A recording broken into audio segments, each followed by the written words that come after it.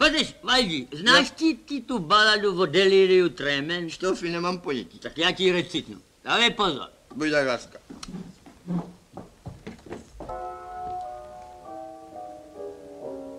Do šera večera bílé kachliky vrhají matné pablesky.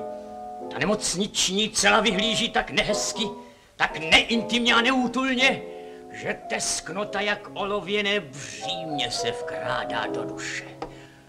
Široce rozevřených očí dvojice, jež neklidně září z vyhublých, přepadlých, kachetických tváří ještě ubožejší nese.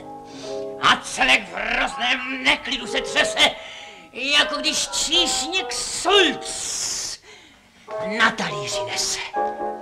A široce rozevřených očí dvojice, vyvalené jak dvě vodnice. A všech věje se v hrozném tremoru, od dola nahoru, od paty po zuby, tisíci záškovi, jak i pak orace, hlace a obrace. Však zkušený lékař na první ráz by řekl tu, vydat to mrákotné zastření intelektu, jež funkci duševní brzdí a zastaví. Delirantní představy. V tom slyš, jak svých šicivý závod měl, ke Karlštejnu jezdec uháněl. A kde si v koutku, ťup, ve víru křeči se zachvěl trup. A již ze všech stran se průvod myši rojí, uprostřed 4 stupy se v 8 stupy pojí. Tak vpravo, vlevo, kříč, dvě voju bočně cílí a vpředu jejich vůdce.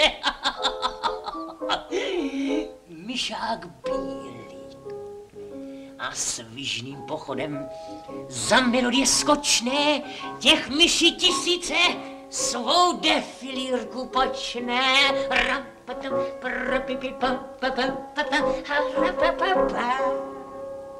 Když skončen myší voj, zas jiné hnusné stvůry z děr zemských vylézají housenky štíří můry. Odporní chrobáci, lepkaví slimáci, vyzábílých pakobylek, stíny mátožné a s rukama sepjatýma kudlanky nábožné. A všechna ta zvěř po vyhublém těle vzhůru se šplhá, zuby jak kusalina, bezvládné tělo se vrhá. V ten ráz, jak pod čarovným proutkem, všechna ta hnusota mizí, když ozvou se tóny od někud jaké cizí. Zní kdesi v tajemnu, jak něžné jsou aluzné. Tam ozve se volání od někud jakési hrůzné. Nechtěným výstrahou to končí. Ty povaho čunčí.